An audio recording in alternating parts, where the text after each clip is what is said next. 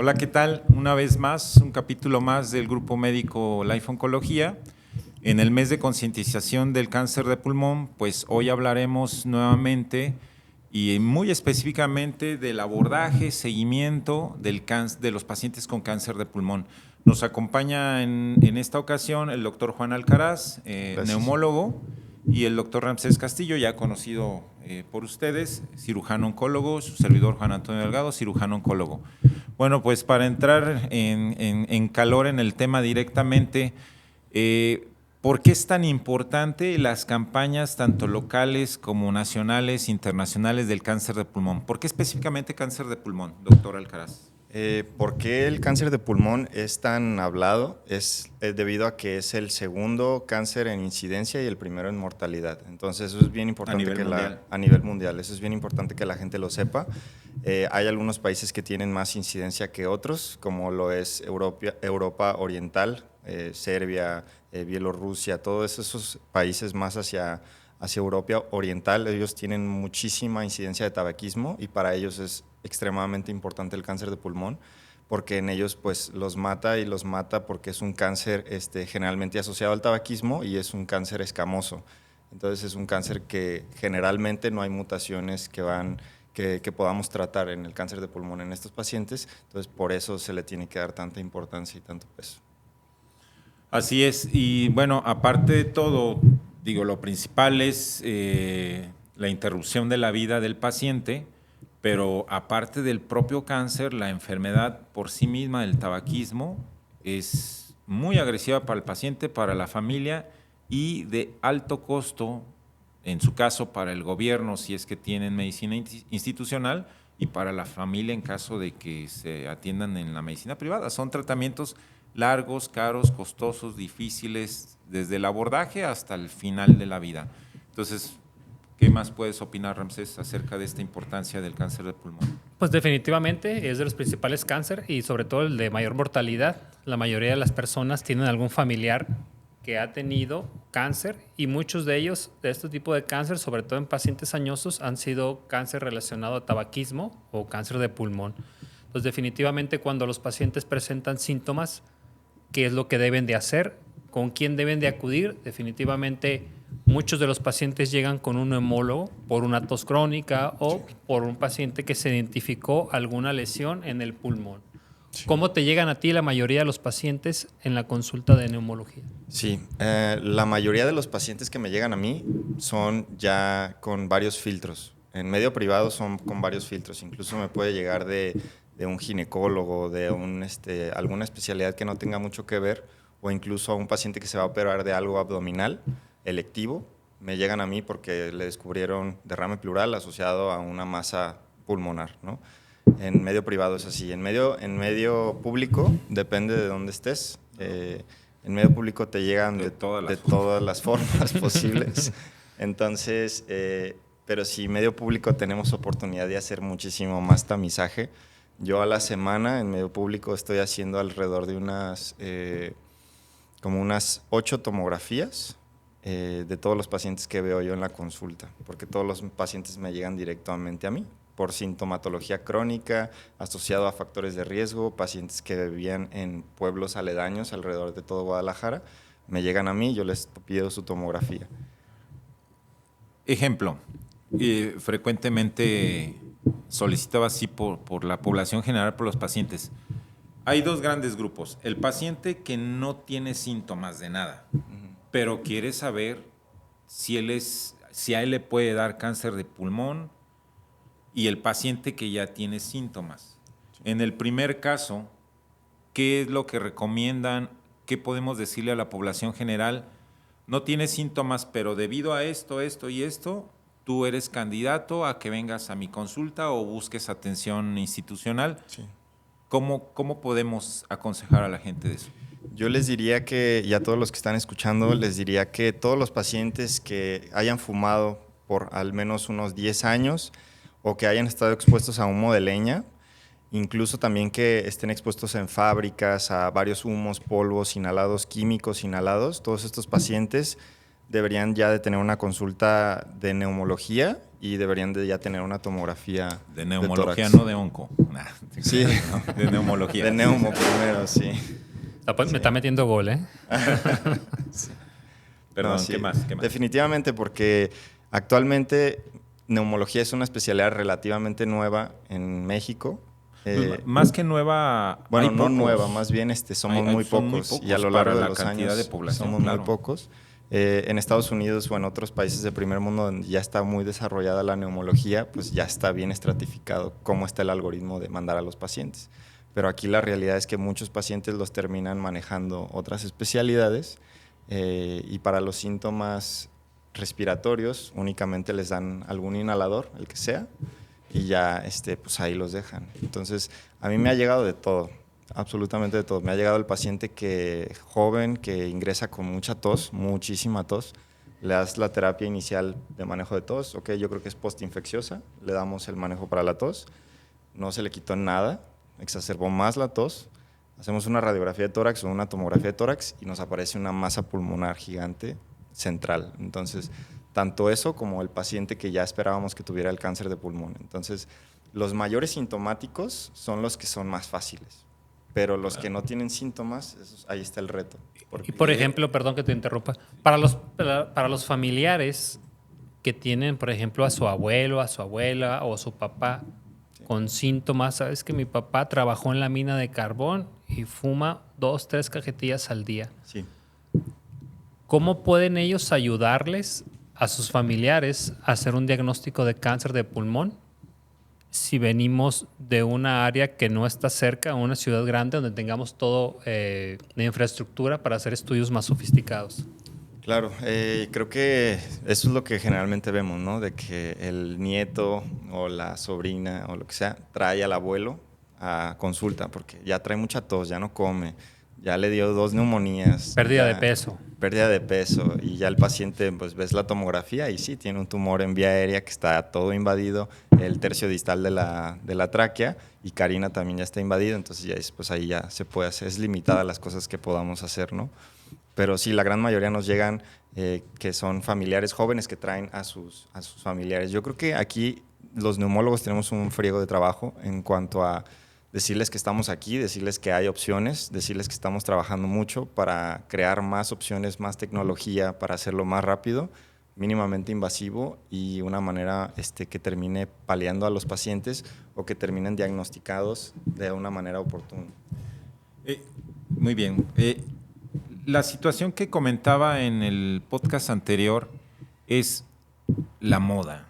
Sabes que las adicciones, los comportamientos sociales, mucho tiene que ver la moda, ¿no? Uh-huh. Entonces platicábamos que sí ha habido un impacto en el consumo de tabaco, sobre todo en las nuevas generaciones, pero ¿qué opinas tú acerca del vapeo? Sí. Bueno, el vapeo, hablando de cáncer pulmonar, todavía no tenemos una asociación directa bien establecida.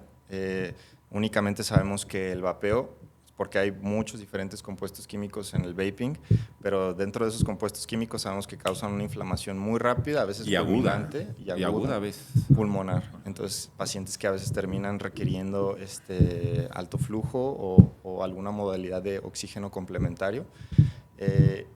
El vapeo, como bien yo les digo, sí es una moda, pero depende mucho del compuesto. Entonces, pues sí, o sea, en cáncer pulmonar ahorita no hay mucho. Yo creo que probablemente en algún futuro vaya a salir más información al respecto, pero ahorita, pues como tal, tenemos que no está asociado. Algunas otras asociaciones son nuevas, como la contaminación es una asociación nueva, que el 0.5% de cáncer pulmonar está asociado a la contaminación ambiental. Uh-huh. Tal vez en unos 15, 20 años podamos definir si realmente el vapeo fue un factor de riesgo para cáncer pulmonar o para enfermedades sí, claro, como fibrosis pulmonar o enfisema pulmonar. Es que sabes también qué fenómeno está sucediendo, que el vapeo te da sintomatología muy rápido. Exacto. Y entonces digo, bueno, el que actúa con lógica, pues lo deja de hacer. Y a lo mejor no va a haber chance de que desarrolle cáncer pulmonar. Pero como lo decía en el podcast anterior el doctor Emilio, finalmente todo lo que pueda causar una inflamación crónica del pulmón, pues tiene la posibilidad de desarrollar cáncer, ¿no? Muy bien. Doctor Alcaraz, entonces, para la población en general, ¿tú a quién le sugieres que vaya a una evaluación si él quiere o ella quiere saber si puede o incluso si tiene cáncer de pulmón? Un paciente que no tiene síntomas. Yo sugiero que busquen evaluación ya sea de un neumólogo o primero de algún médico de primer contacto a todos los pacientes que lleven más de 10 años fumando, que tengan exposición a humo de leña o que tengan exposición a otras fábricas o a otras minas, como bien mencionaba el doctor Ramsés. También me gustaría mencionar que a nivel mundial tenemos bien estudiado el tabaquismo y tenemos bien estudiado el cribado de cáncer pulmonar para estos pacientes, pero pues los países de primer mundo no saben que los países de tercer mundo estamos expuestos a un montón de cosas más que ellos ni saben que existen, como todo el humo de las fábricas, silicosis, que el sílice sabemos que es un carcinógeno y que causa cáncer de pulmón. Hay muchas otras cosas que no nos dicen las guías, pero nosotros en la práctica lo estamos viendo constantemente. Así es. Muy bien. Es también cierto que muchas veces, como lo dijiste al inicio de la plática, y lo comentaste tú también, Ramsés, en una evaluación preoperatoria van por otra situación y descubres en las imágenes que pides un tumor, lo que la gente le llama una bolita en el pulmón. ¿Qué hay que hacer cuando sucede eso? ¿Qué opinan? Bueno, en cuanto a cuando el paciente nos llega con una bolita en el pulmón, va a depender del tamaño, va a depender de dónde esté. Actualmente ya hay muchas tecnologías que nos permiten biopsiar esos nódulos de una manera no invasiva. ¿Y esas tecnologías las tenemos aquí en Guadalajara, en la zona metropolitana? Sí hay una. O sea, hablando específicamente de este tipo de nódulos, podemos nosotros hacer algo que es tomografía en haz de cono, y la tomografía en haz de cono, que aquí actualmente en Guadalajara nada más lo tiene un hospital. Tomografía en haz de cono, metes al paciente en broncoscopía, la broncoscopía navegas hacia donde tú crees que está el nódulo, haces la tomografía en haz de cono, y en base a en dónde está el nódulo ya localizado, tú puedes hacer ciertas modificaciones en el ajuste de tu aguja para que puedas llegar a ese nódulo. Eso es como una biopsia específicamente guiada hacia... Sí, es una biopsia hacia allá. Anteriormente hubo otros sistemas como sistemas de electronavegación. Ahorita ya tenemos broncoscopía robótica, tenemos ya varias maneras de diagnosticar. La broncoscopía robótica esperamos que llegue a México el siguiente año. Pero ahorita actualmente sería con tomografía en haz de cono, pero bien sabemos que si llega un paciente con un nódulo muy pequeño, con alto riesgo de malignidad o con un PET positivo y es candidato a cirugía, pues lo ideal es que se lo quiten ese nódulo. Claro. Doctor Ramsés, cuando no tenemos al alcance, que sigue siendo la gran mayoría de la población en México, cuando no tenemos acceso a esta tomografía en haz de cono, a esta broncoscopia robótica, a toda esta tecnología, ¿qué alternativas hay para estudiar un tumor en el pulmón? Híjole, definitivamente para estudiar un tumor pulmonar, definitivamente se inicia placas de tórax, tomografías contrastadas de tórax, si se pueden hacer broncoscopías, lavados bronquiales, que obviamente para que te salga positivo es poco probable, ¿no? La verdad que por lo regular no salen positivos, salvo que estén en bronquio principal y esté más que evidente, ¿no? Que haya celularidad. Las otras opciones son biopsias percutáneas o cirugía abierta, ¿no? Lo que se hace muchas veces en instituciones públicas debido al poco presupuesto. O toracoscopía, ¿no? También. Toracoscopía. Toracoscopía, pues meter por laparoscopio o solamente un puerto, es una pequeña incisión y por medio de cámaras y pinzas especiales puedes obtener muestras de la lesión. Y si está periférica, pues de una vez quitas el segmento de la lesión que tienes para hacer un diagnóstico, ¿no? Diagnóstico y tratamiento en una sola intervención. Digo, a veces en lesiones muy, muy pequeñas vale la pena decir que puede ser diagnóstico y tratamiento, ¿no? Pero hablando exclusivamente de cáncer primario de pulmón. Es raro. Es raro, ¿no? Definitivamente. En esta situación donde nosotros evaluamos al paciente de manera integral, creo que ustedes tienen mucho más pericia y más experiencia en eso.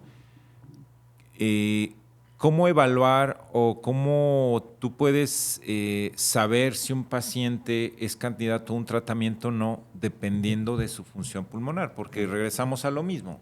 Sí, claro. O sea, el paciente con cáncer de pulmón o que es sospechoso de cáncer de pulmón, pues el 90% va a tener una historia de tabaquismo y probablemente ya de enfermedades relacionadas a esta misma, sí. EPOC, fibrosis, enfisema, bronquitis crónica.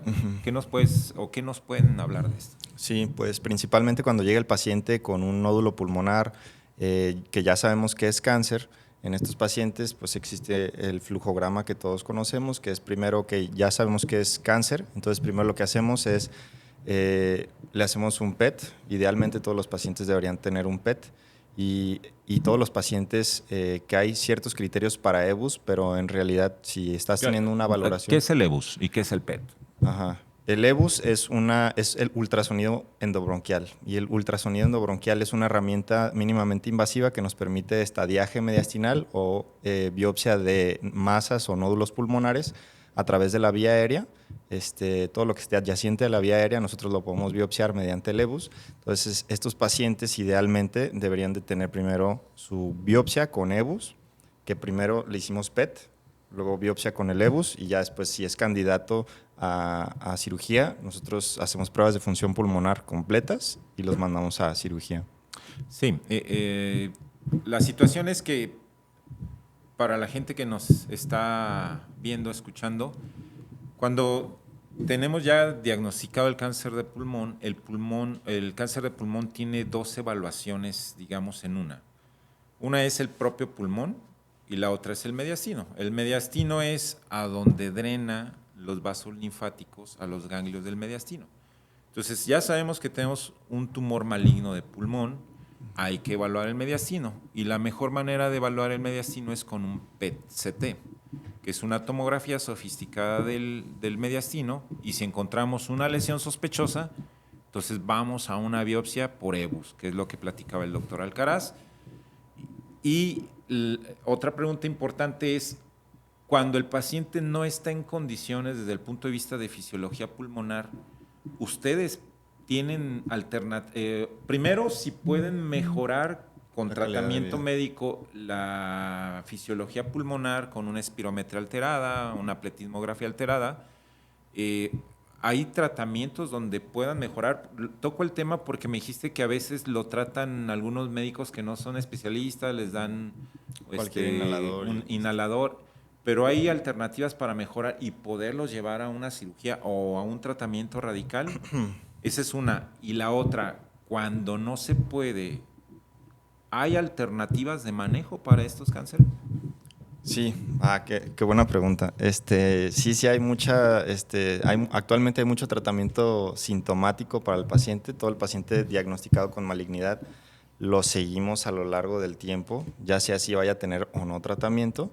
Existen muchas maneras de mejorar la calidad de vida en estos pacientes, y una terapia médica bien implementada y adecuadamente supervisada es fundamental, y sí, definitivamente les va a aumentar la calidad de vida a los pacientes. También, si el paciente, dado que, pongamos un ejemplo, que un paciente tiene un cáncer pulmonar y tiene ya varias metástasis en el mismo hemitórax, en el mismo pulmón, entonces vemos nosotros si es candidato a algunas otras terapias. Si el paciente ya estuvo con terapia médica, es decir, quimioterapia, terapia dirigida, inmunoterapia, el paciente ya sería candidato a algunas otras. Si el nódulo o los nódulos siguen metabólicamente activos, actualmente estamos realizando algunos ensayos clínicos que vemos si la ablación, es decir, una terapia a través de un broncoscopio, llegamos a la lesión y en esa lesión insertamos un catéter con una aguja y damos algo de calor, que es radiofrecuencia o microondas, que existen ahorita esas 2 terapias que se están utilizando. Que nosotros estamos utilizando radioterapia, tenemos ahorita el primer ensayo, radiofrecuencia. Tenemos el primer ensayo en Latinoamérica de ablación de nódulo pulmonar en enfermedad pulmonar metastásica. Todos estos pacientes que tienen metástasis y tienen todavía nódulos metabólicamente activos, nosotros hacemos esta terapia y podemos hacer ablación a más de un nódulo, y eso ayudaría al control local de la enfermedad, incluso también el control de los síntomas de la enfermedad. Sí, claro. Entonces eso es lo que nosotros estamos haciendo. Si ustedes son estos pacientes y tienen estas características, o si hay algún médico que lo esté viendo y que pueda referir al paciente de una manera oportuna, pues aquí estamos para ayudar. Excelente, qué buenas noticias. Era justamente lo que platicábamos cuando vimos manejo de cáncer pulmonar trimodal, de que existan alternativas y más si son estudios o ensayos donde pues el beneficio del paciente aparte de la enfermedad pues es el costo, ¿no? Uh-huh. Doctor Ramsés, ¿quieres agregar algo acerca de las terapias alternativas? Definitivamente, como lo platicamos anteriormente, muchos de los pacientes no van a ser candidatos a cirugía, y como no son candidatos a cirugía, o tal vez no son candidatos ni siquiera a terapias, llámese quimioterapias o terapias adyuvantes, el saber que existen otras modalidades de tratamiento sin someter a los pacientes prácticamente a cirugía para poder ayudar o tratar de frenar la enfermedad o disminuir o paliar los síntomas en su momento que puede estar afectando a los pacientes, ¿no? Para eso es pues el uso de la tecnología que actualmente ustedes están contando con ella. Sí, claro. Y también, si me permiten, también hablar, también usted lo mencionó de enfisema pulmonar. Actualmente... Ramsés, sí. No, tú, no. Perdón. Sí, de hecho, Ramsés mencionó acerca del enfisema pulmonar y hablando de estos pacientes que no nada más es el cáncer pulmonar, tienen enfisema o pueden tener enfermedad pulmonar intersticial, fibrosis pulmonar idiopática, entre otras. Para estos pacientes ya estamos empezando a desarrollar muchas terapias. Por ejemplo, en enfisema pulmonar se puede hacer reducción de volumen, que es reducción de volumen ya sea de manera quirúrgica o también se puede hacer de manera endoscópica. Y la manera endoscópica es que colocamos unas ciertas válvulas y de cierto modo desinflamos la parte que tiene más enfisema del pulmón, reducimos el espacio muerto y disminuye la disnea del paciente, que en estas personas es el principal síntoma. Pero ya se está haciendo. Actualmente en México, eso es lo que estamos peleando. Probablemente a finales de este año o como a mitades del siguiente año, probablemente ya tengamos las primeras válvulas aquí en México. Probablemente. Es una excelente noticia, ¿no? Para todo el paciente enfermo crónico de pulmón, ¿no? Muy bien. ¿Qué opinan de...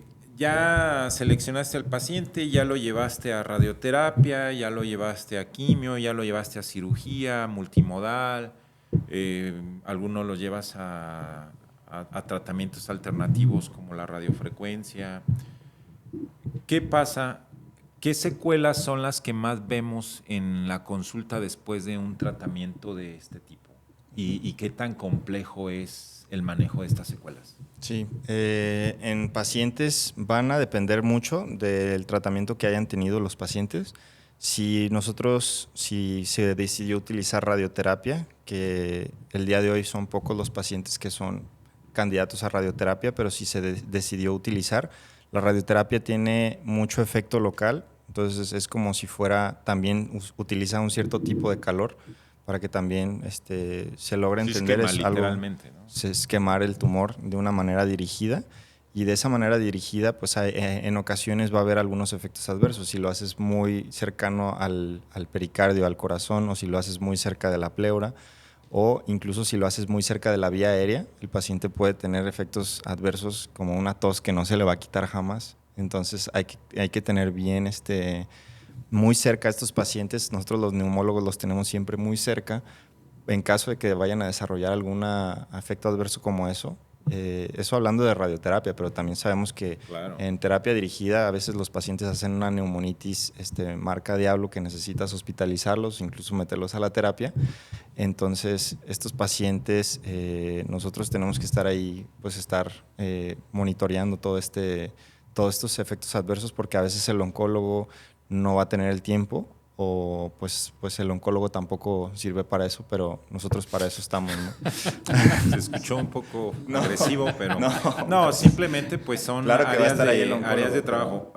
Esto me lleva a lo que siempre hemos dicho, ¿no? Es sumamente importante el trabajo interdisciplinario. Sí, claro, por supuesto. O sea, aparte de transdisciplinario. Ajá. Y estar en una constante comunicación. Y digo, eso es lo que le agrega valor a las unidades funcionales como Life Oncología. Totalmente. Donde la comunicación es aquí en corto, cerca, constante. Sí. Y no de que ahora ve a tal lugar y luego de ahí te vas a ir a otro lugar y luego regresas conmigo a ver qué te dijeron. No. Entonces, eso es muy importante. Sí, totalmente. ¿Qué problemas, continuando con la misma situación, en el paciente posquirúrgico, a qué nos enfrentamos, Ramsés, Juan, en el paciente posttratamiento? Ya hablamos de lo que comentaste de la radioterapia, en el posquirúrgico, en la ablación. ¿Qué tenemos de estos pacientes? Pues más que nada, el que sigue los pacientes pues son ustedes como neumólogos. Nosotros las complicaciones pueden ser complicaciones agudas de sangrado, que sean neumotórax, fístulas pulmonares, que prácticamente son tratamientos, pueden ser conservadores en algunas ocasiones o tratamientos en algunas ocasiones quirúrgicos, pero prácticamente qué pacientes pueden tolerar una cirugía, son muy pocos, y las complicaciones pues prácticamente se hace uso de diferentes especialidades para poder sacar a los pacientes adelante, sobre todo del tipo respiratorio, ¿no? Sí, totalmente. Pues vemos varias. Yo estoy en un hospital en el medio público en donde el área de cirugía de tórax es muy grande y está muy fuerte. Entonces vemos mucho paciente postoperatorio de su parte. Vemos pacientes con dehiscencias de anastomosis, vemos pacientes con empiemas después de la cirugía, vemos pacientes con pues, todo lo que se les ocurra, podemos ver también nosotros. Pero el seguir a estos pacientes es bien importante porque puedes llegar a mejorar su calidad de vida, incluso puedes llegar a salvarles la vida en estos postoperatorios que sabemos que a veces son muy críticos.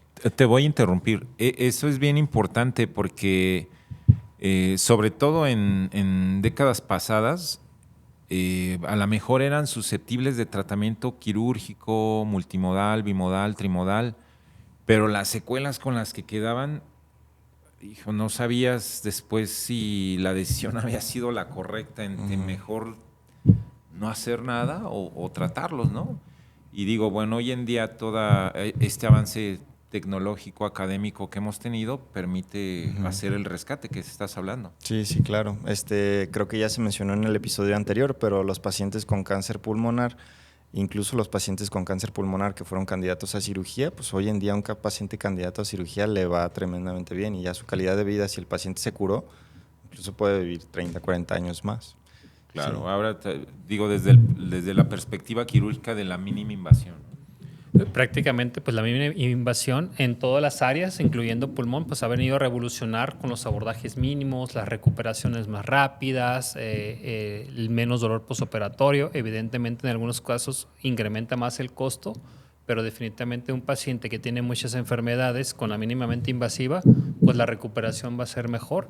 Evidentemente las complicaciones pues pueden ser mucho menores. Sí, ¿Tú estarías de acuerdo que en todos los equipos o todo el personal que opere pulmón sea vigilado el seguimiento postoperatorio por neumólogos? En el temprano sí, en el postoperatorio temprano sí, a lo mejor ya en el seguimiento podemos dar de alta a algunos pacientes y de hecho estos pacientes que damos de alta pues pueden irse y seguir con su médico familiar o con medicina interna y que ellos lo sigan sin ningún problema. Sí, algo que también me gustaría mencionar es que también actualmente ya hay varias modalidades en donde un paciente que ingresa a biopsia, en ese mismo momento que ingresa a biopsia, nosotros podemos marcar ese nódulo pulmonar, lo marcamos con diferentes terapias o incluso colocar algún dispositivo de metal o de oro y ya entonces entra el cirujano en el mismo tiempo quirúrgico a hacer resección de esa misma pieza anatómica. Esas ayudas son fenomenales porque cuántas veces en metastasectomías o nódulos muy muy pequeños, sobre todo en VATS o en toracoscopía, encontrarlos. Definitivamente. Si son periféricos, Sí, pues no hay son sumamente tanto accesibles. problema, pero ya un poquito más profundos es un Está problema. Y muy digo, difícil. con esta nueva tecnología de marcaje, pues, la sala híbrida, la tomografía en cono, en el transoperatorio, la verdad es que es fabuloso, tanto para los neumólogos como para el cirujano de tórax, el cirujano oncólogo, el cirujano que opera pulmón, ¿no? Muy bien. ¿Qué más les podemos mandar de mensaje a nuestros Definitivamente que pacientes? los pacientes o que tienen familiares de pacientes enfermos no están solos, siempre hay un médico que puede ayudar. Traten de acudir con personas que sean especialistas en el área, si tienen acceso, sobre todo cercano. Si no, pues evidentemente ahorita actualmente hay mucha facilidad para tener consultas en línea. No sé si tú estés dando consultas en línea. Claro que sí. Y claro que pueden ayudarse para mejorar los síntomas en los pacientes.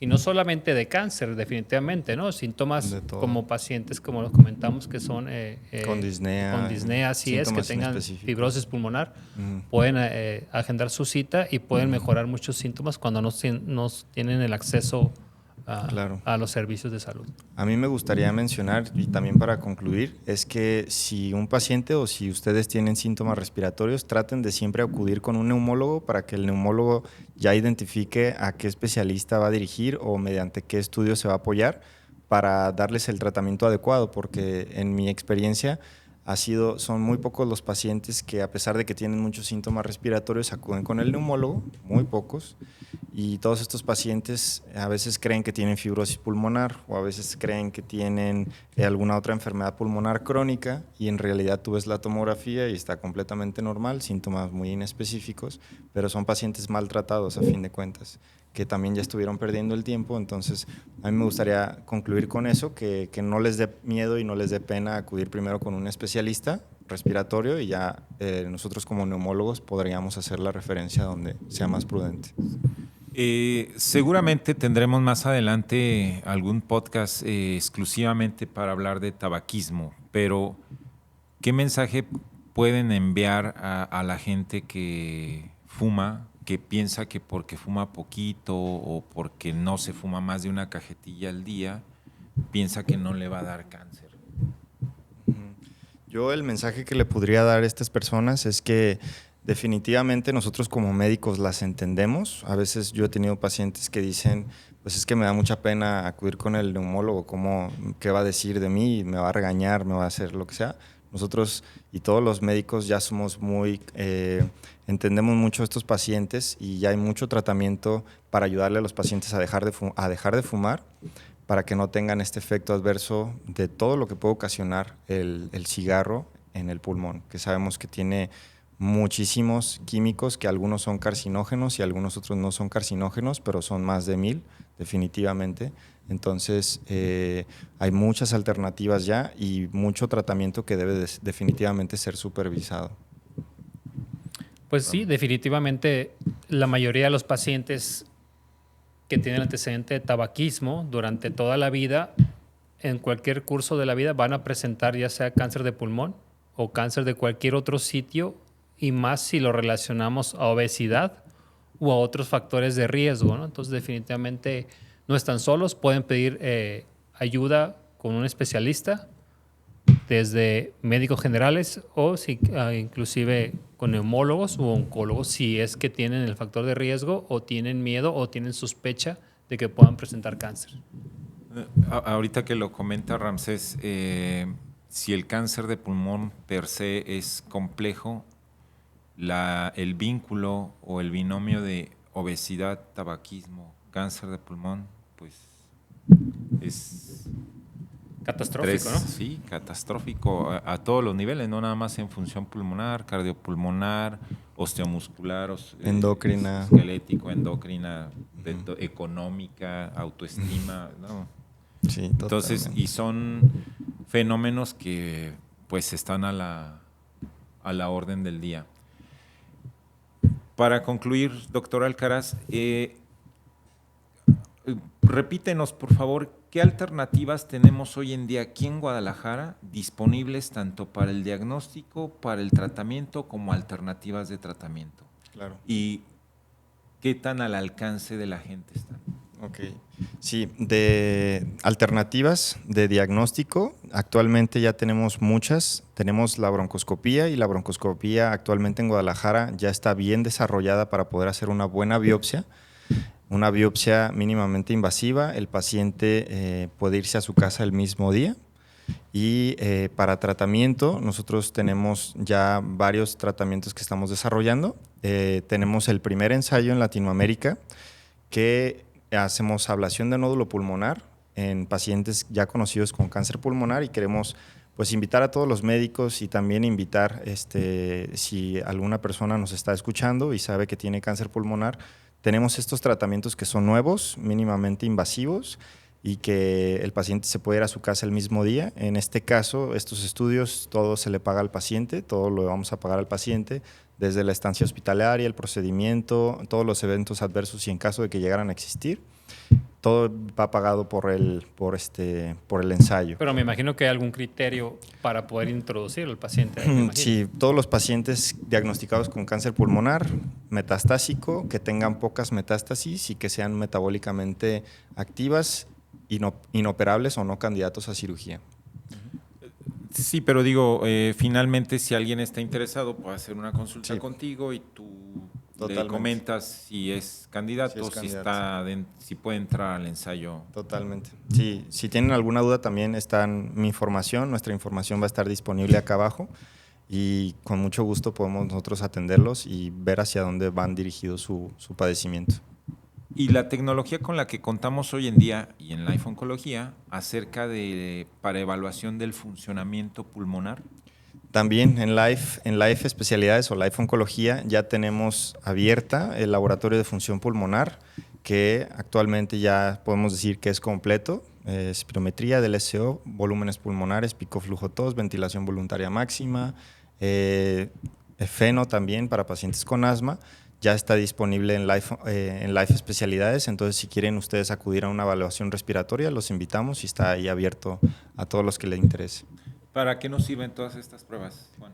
Estas pruebas tienen muchísimas utilidades. Tiene utilidad desde el diagnóstico y en el seguimiento de enfermedades respiratorias tanto crónicas como agudas, pacientes con asma, con enfermedad pulmonar obstructiva crónica. ¿Qué digo?